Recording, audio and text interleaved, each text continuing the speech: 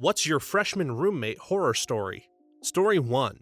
I had 2 roommates that kept eating all of my food. Within the first week, classes hadn't even started yet, I went to make myself a peanut butter sandwich, my first peanut butter sandwich in this dorm. It was gone. They left the tub in my cupboard. Anyways, I flipped out because who the heck eats a whole tub of peanut butter by themselves, without introducing themselves? These girls would literally scarf down all my food and whine if they thought anyone was touching their food. So I started buying really fattening food, donuts, etc. I was trying to teach them self-restraint, but these girls would go through these boxes within 2 days, so I kept buying donuts. And then one day they started complaining about how they couldn't fit their jeans. Success! I also put laxatives in my peanut butter. I had to put laxatives in my Ben & Jerry's senior year to get someone to stop stealing my half-eaten containers. You don't steal Ben & Jerry's from a female. That stuff is basically prescription medicine as far as we're concerned. These girls crossed some lines with Ben & Jerry's as well. Apart from either of the other girls' ice cream, they did worse. We lived with an RA who didn't really like them as well, and one of the girls would take her ice cream, lick the top of it, and then put it back. She was a disgusting person. Low blow as well. Well, I'm one story in, and I'm already regretting the idea of possibly needing to get roommates.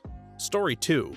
I got along pretty well with my freshman roommate, but we were both really competitive and had a long-standing rivalry of who was the champion of the room. Fast forward to the end of the year, I decided I needed to prove that I was the champion once and for all, so I went online and bought a trophy declaring myself champion of the room. I told my roommate that I was definitively the champion and he would soon find out why. He didn't believe me at first, but I could tell he was getting nervous. The day the trophy came, I quietly picked it up from the mailroom and left it on his desk while he was at class. He didn't talk to me for about 3 days. A week or so later, he got mad at me for something I can't remember and decided he had to get back at me. Since he was a buffoon, he did what he knew best and took a crap in my trophy. I made him wash it out with his bare hands. I still have the trophy today, and I am still the champion. I am the roommate, actually, and this is entirely accurate. He kept the trophy that I crapped in. I did wash it out, but the fact remains that he was in near tears as he threatened to tell our RA and get me kicked out of housing because I did this. I preserved our relationship by leaving it in the shower to clean out. I guess that makes him the champion. You showed remarkable restraint. I would have rubbed his nose in it first. Story 3. Not my roommate, but a guy we shared a hall with. Moving in, I did the standard get-to-know-yous all around the hall. Everyone seemed cool except for this one guy. Very antisocial, greasy everything, and smelled awful. Since he was in a wheelchair, he had his own bathroom, so we didn't see much of him. After the first couple of weeks living in the dorm, everything is hunky-dory, but that's when the odor started. It's quite literally smelling like crap. After some sniff searching, we came to the conclusion that it was coming from the wheelchair guy's room. We complained to the RA about the smell, and they installed an air freshener in the hallway. Naturally, it masked the odor from crap to crap and flowers. It got so bad that girls would refuse to come to our dorm because of the smell. That was the last straw, and we demanded he be moved. Thankfully, after winter break, he was gone, and we finally found out about the source of the smell. It turns out that the guy wore adult diapers, so he's got bowel issues. Not really that big of a deal, I guess. Whereas a normal person would dispose of a soiled diaper, this kid put them in a duffel bag underneath the bed and kept it there. He accumulated quite a collection, multiple duffel bags. Once he moved out, they tore up the carpet, stripped and repainted the walls, and fumigated the room. The guy probably did it because he was so ashamed to be wearing diapers that he couldn't face potentially getting caught disposing of them. Not to defend his terribly immature way of dealing with it, but I can't imagine trying to adjust to college with such disabilities. Yeah, I definitely thought about that. I know it would be an embarrassing situation for anyone, especially for a guy who gets stares just by being in a wheelchair. There could be a discreet way of disposing things, like a black trash bag or something. This is a tough situation to be in because it's gross, but you also want to be sympathetic and understanding. Maybe if this guy had some friends or some other dudes on the floor reach out to him, they could have prevented the stank, but I guess we'll never know. Story 4. She was up all night, till 2 in the morning, at least, having a full-on sobbing fight with her fiancé about hypothetical pink vests that he said he wouldn't wear to the wedding, even though she didn't actually want pink vests in the wedding. Why wouldn't you wear the pink vests if I wanted you to? No, I don't want the pink vests, but if I did, why wouldn't you wear them for me? I prefer rhetorical pink vests. Hypothetical pink vests are so 2009. Oh no, not the hypothetical arguments. That's not a very good hypothetical sign for the future of their marriage. Story 5. I had a roommate whose room stank like nothing else. I could even smell it from the hallway as I passed his closed door. It was like being smacked in the face by a wall of cheese. I figured it was BO or perhaps the food he ate, so I didn't say anything to avoid sounding rude. Well, he left 2 months later and a new roommate moved in. Upon cleaning the room, we discover he hadn't thrown out the garbage the entire time he was there. He just kept all the rotting trash in a wooden chest and overflowing garbage bins. Not only that, he washed his laundry once every 6 weeks or so, which undoubtedly contributed to the rank smell. Ugh. This made me think of the show Hoarders. I had roommates who didn't clean their shared toilet the entire 2 years we lived together, but dang, at least they took the trash out. Story 6. My freshman year roommate got completely hammered, came back to the room around 1 in the morning and accused me of stealing the pudding in her fridge, which she had eaten an hour before she went out. She waited until I fell asleep and then stabbed me in the arm with one of those clicky pencils. I had to go to the hospital to get it cleaned and stitched. She got kicked out. Was your roommate Bill Cosby? No, because if you ate Bill Cosby's pudding, or he thought you did, you'd never see the light of day again. Story 7. I noticed my roommate was off at the beginning of the year. He would always tell me things like, I have 3 AK-47s back at my house. If I fail a test, I'm going to bring them here. And then just laugh it off and say he is kidding. As well as, if I were to kill you, I would do it with a knife because no one would ever be able to find out about it. Really freaky stuff that I would just laugh off. But then one night, he decided to take down a cocktail of pills while crying and saying, I hate this place. I ran out of the room and immediately went to the RA, but when we got back, he was gone. He ran to a different friend's dorm room and eventually went to the hospital. When he was at the hospital, the police searched the room and found 3 months worth of medication for bipolar disorder, 3 dozen knives stashed around the room, and his diary that stated, if my roommate wasn't such a nice kid, he would be coming down with me tonight. Then when he got out of the hospital, he started texting me things like, hello roommate, how are things? At insert home address here. I haven't heard from you in a long time. I think I'm going to have to come pay you and your parents a visit at insert home address here. I was in a messed up place for about 3 months after this happened. And they say nice guys finish last. Well, maybe they do, but they certainly don't finish stabbed. I just have to clear this up for you guys. Only like 2 out of every 100 bipolar people are actually like this. I am and have known many, but only a few are like that. Story 8. There were 5 of us in a shared apartment-style dorm. One of us was Ted, 6'10", 300 pounds. Ted would get seriously drunk on the weekends, but he was not hostile or mean in any way. What he was freaking creepy. He would come into your room at 2 a.m. or so, completely oblivious to his surroundings, and would begin to scavenge your room for food. Going through drawers, digging in the mini fridge, talking to him made absolutely no difference. He was essentially drunk sleepwalking, and this went on for a whole year. When did you realize your roommate was a bear? I had a roommate who would drunkenly eat my food, but only if it was left out in the open where he could find it. Also very much like a bear. Story 9. My freshman roommate made and sold fake baptismal certificates that other students would use to get fake IDs. Sometimes, I'd be in the room alone when some complete stranger would knock on the door and ask if this was the place to buy fake IDs. By the end of the year, my roommate had made over $6,000 and never got busted. Busted for what? Impersonating a priest? Stop, ma'am. We are officers of God. Story 10.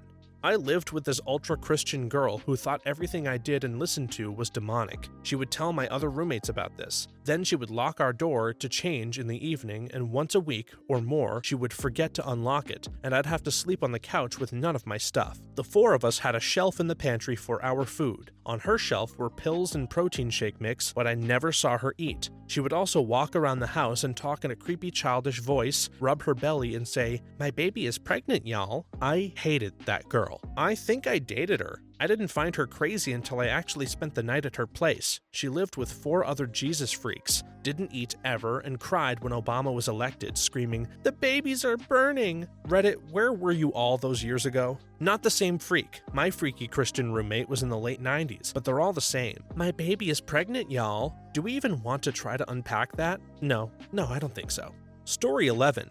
It was move-out day and my roommate was working on a paper last minute. I was packing my stuff. His parents walked in and were absolutely pissed that he wasn't packed yet. They immediately started scolding him while I was still in the room. But thankfully, I had a final to go to and I figured I'd dodge the storm. I said my goodbyes, assuming they'd be gone by the time I got back from my 2-hour final, and went on my way. As it happens, my final only took 20 minutes, so I got back much sooner than they'd have expected. I opened the door and saw my roommate bent over his bed with his bare butt showing just as his mom wound up for a spank. I closed it as quickly as I could. I went over to a friend's dorm and helped her pack for a while until I felt safe enough enough to return. I never brought it up to him after that. I swear this is the third time I read this story. How often do you post in the worst roommate/worst first impression threads? It's been a while, but the story is just so applicable. Isaac, is that you? Sorry you had to see that, bro. My parents are weird.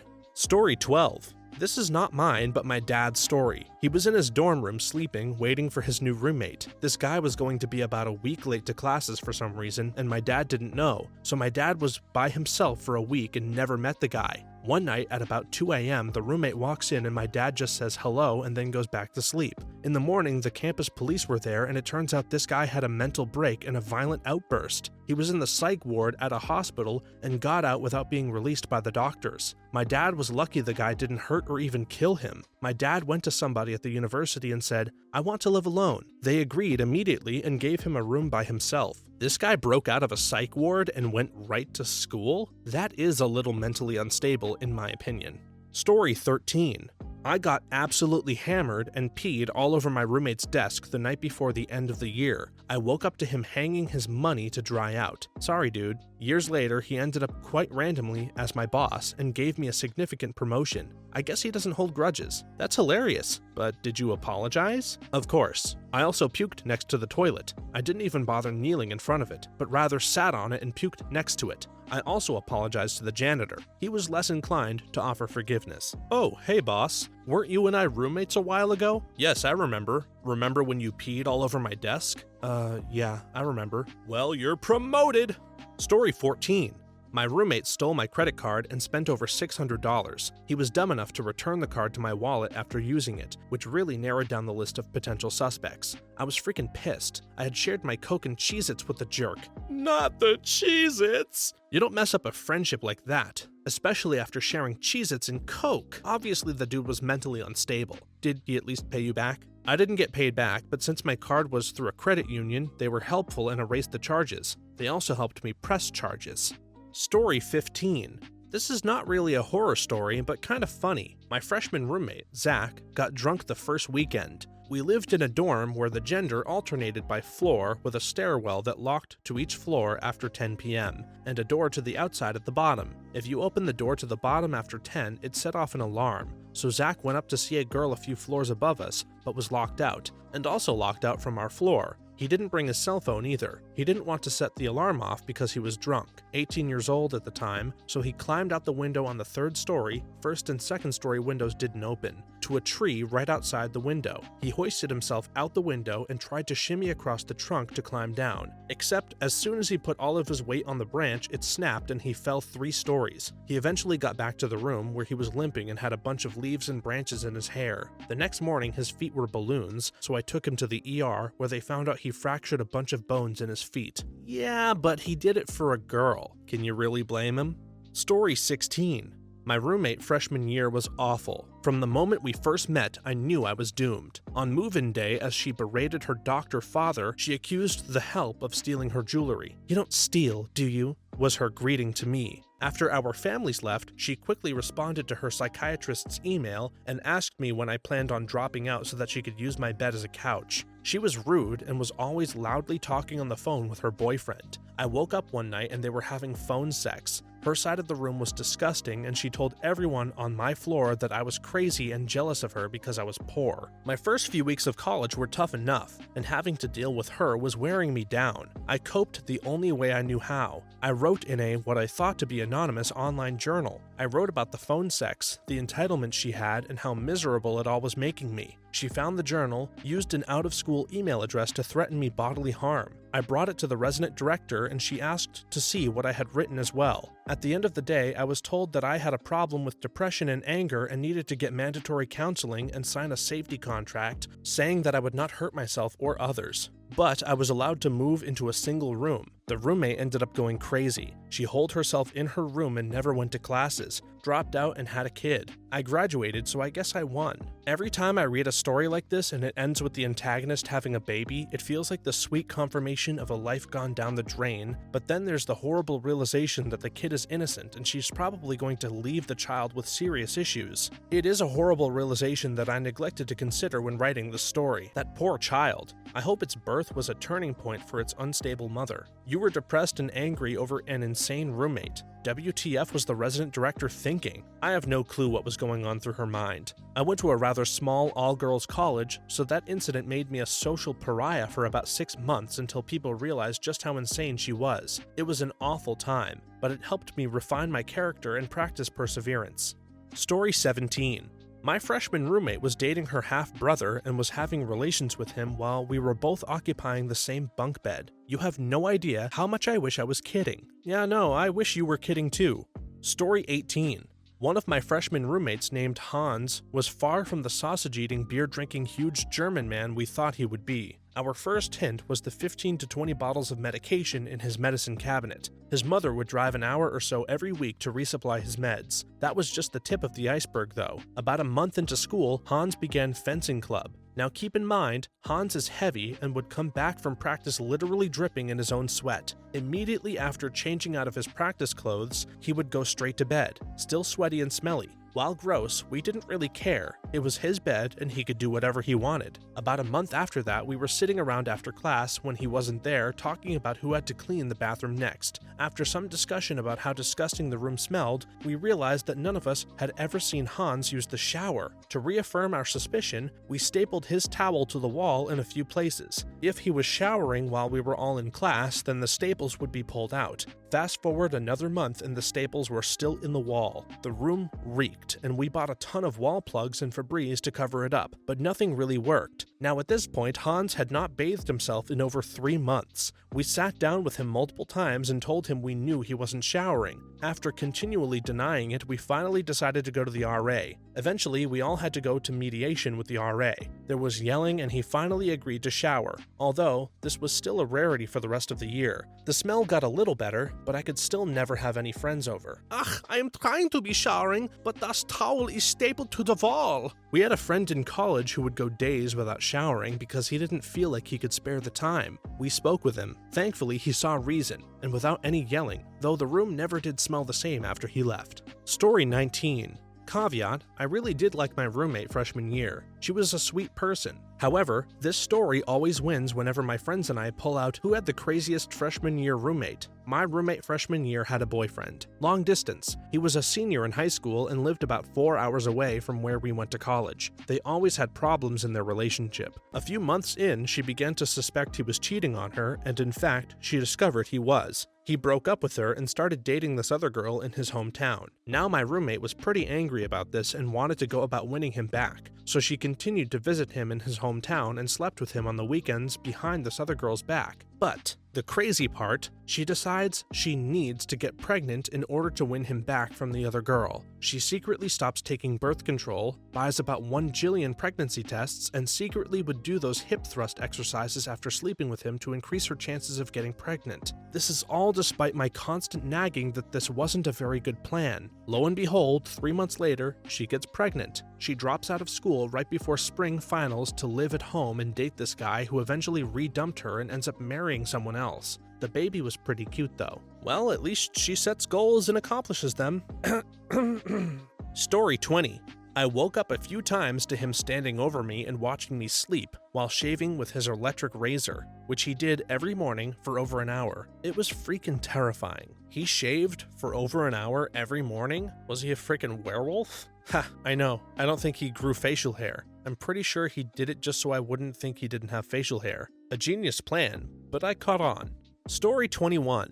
Alright, I'm late, but mine is pretty good. I moved in with this female roommate. I'm a male. Long story short, she came home one day and cussed me out, went into my room and destroyed my stuff, my clothes, and my desk and told me to GTFO. I went out into the living room. She followed me there as well and said I needed to pay her the rent money again. I refused to repay her the rent money again and showed her on the whiteboard where she stated that I pay the rent money. It was due September 24th. This was September 2nd. So the chick grabs the phone, calls the cops, and says I hit her and was going crazy in my room destroying all my stuff, and that she's scared for her life. She was doing this all while just looking at me and smiling, then would say, "See what happens when you mess with me?" I was terrified and thought that my life was going to be ruined. I just waited patiently outside for the cops to arrive. The cops arrived and said that they see this kind of thing happen often and suggested that I move out. For about 2 weeks, I lived in my car and would shower/brush my teeth at school. One day, I decided to go back when she wasn't there, grab my stuff, and drive it home. I did that, and the next day I got a phone call from a classmate saying how she was so mad that I decided to leave that she was going to come after me and my family and ruin my life. Fast forward a week, I decided that I needed to get the housing manager involved. So I made plans between us three and we met up.